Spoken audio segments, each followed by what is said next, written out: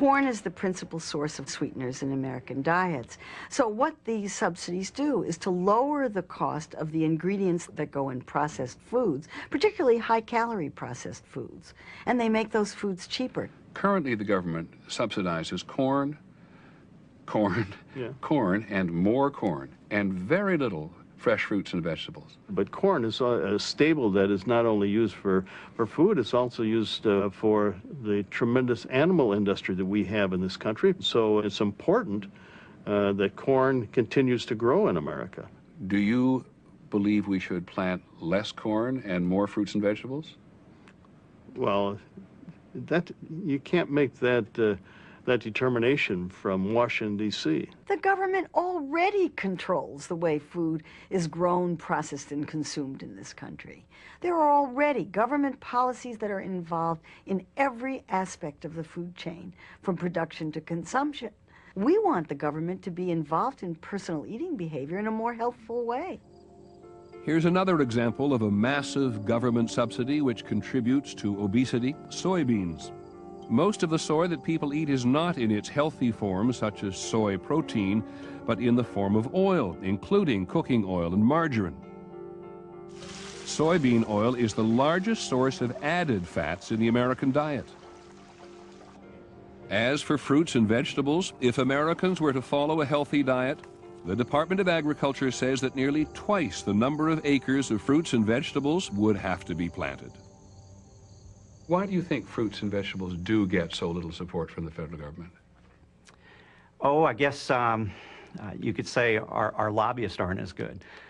Maybe we haven't had the tradition. Do you mean that? Other aspects, other divisions of the food industry are better lobbyists than you? We've not had traditional subsidy programs, so there's not an ingrained group in Congress that's there fighting for the program, fighting for the fruit and vegetable program. We're talking about huge agribusiness companies that own thousands, hundreds of thousands of acres. And these are, of course, the people who give the largest campaign contributions to members of Congress.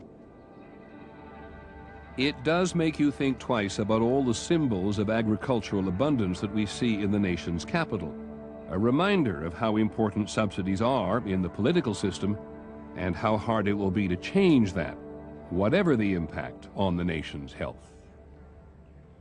Do you hold the Congress accountable for subsidizing the wrong foods? No, I do not. I think that is a decision that Congress makes, and I'm not going to criticize Congress on the decisions they make as far as food products. Why do you think no one in government has made the connection between agricultural policy and obesity?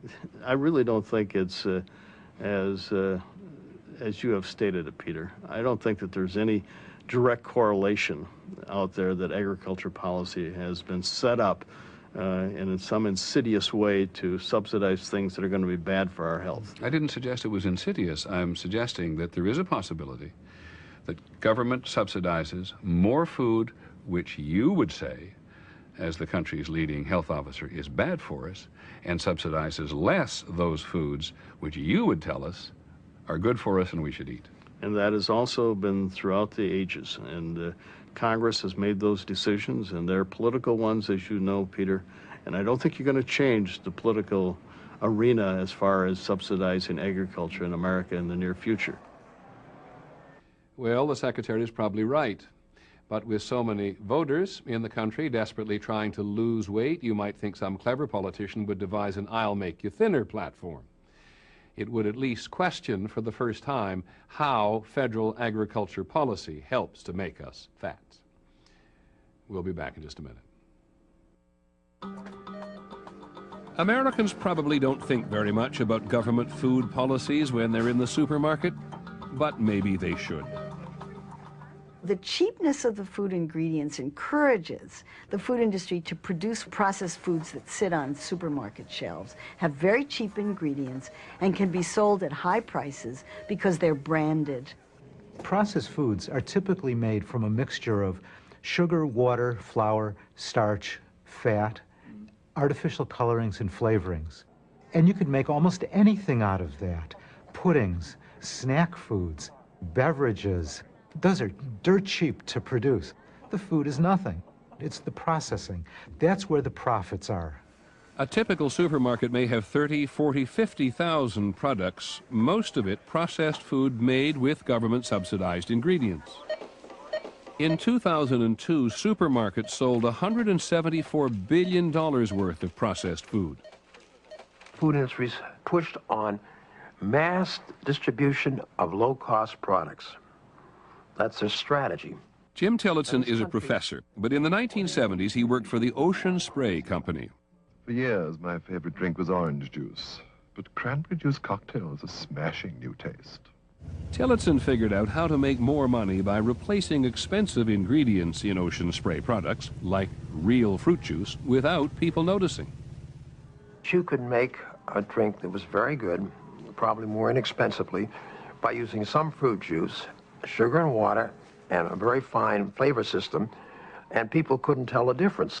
Since sugar was expensive, Tillotson turned to that inexpensive, subsidized corn sweetener, high fructose corn syrup. So we were able to reduce the price and be profitable. And as a matter of fact, at the time I brought my wife a Volvo, and we always refer to it as a sugar wagon, because my bonus came from being able to save the company a lot of money using high fructose corn syrup. People ask me, well, weren't you concerned about eventually that people would get fat from this? It never crossed our mind. Absolutely never crossed our mind.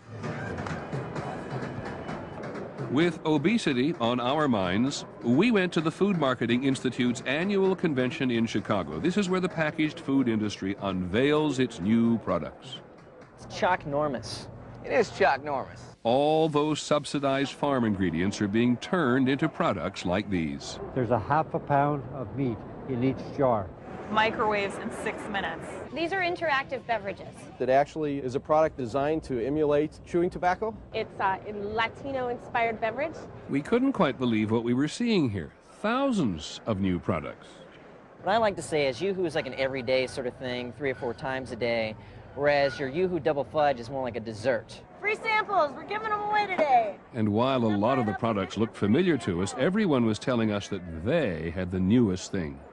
We have over 100 new products. It's Sprite with a little tropical flavor, and for us, that little sense of newness. When you look at all the products introduced by the industry in recent years, one thing is absolutely clear. The vast majority are foods that Americans should be eating less. Meal, dessert. So it's like your post-Yoo-hoo Yoo-hoo.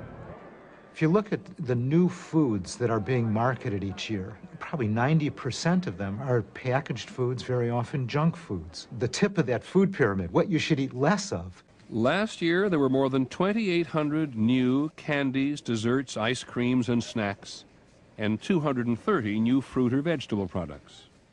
When we were looking at the mix of products your industry has introduced in the past 10 or 15 years, it looks like you are giving people a greater choice of food which government mostly thinks are unhealthy for them, and less choice of those which are healthy for them. I think that the food industry is providing a wide variety of choice, and certainly if you look at some of the recent market trends, you're seeing a major increase in the good-for-you foods category. Well, here's what we found. Of all the products introduced last year, thousands of them, only 131 of them even claim to be reduced or low in calories. And the more of these top-of-the-pyramid, low-nutrition, high-calorie foods they introduce, the more of them we eat.